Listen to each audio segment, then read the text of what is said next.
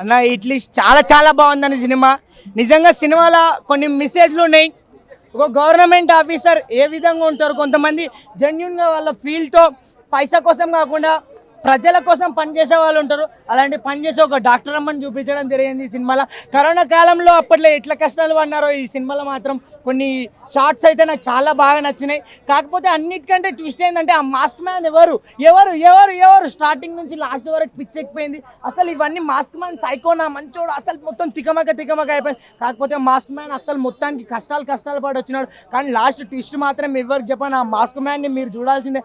Last వరకు ఎవరు గుర్తుపట్టలేడు, గుర్తుపట్టినంటే వాడు గ్రేటు. సినిమా మాత్రం చాలా చాలా బాగుందన్న. నిజంగా అంటే ఒక పేదవాళ్ళ గురించి, ఒక పేదోడు మిడిల్ క్లాస్ ఎలాంటి కష్టాలు పడతారు, వాళ్ళకి ఏవైనా కూడా గవర్నమెంట్ సదుపాయాలు కానీ అందనట్లా మధ్యలో ఉన్న వాళ్ళు ఎలా దోచేస్తారు, నిజాయితీగా పనిచేసే వాళ్ళని ఇక్కడ ఉంటే ఎక్కడికో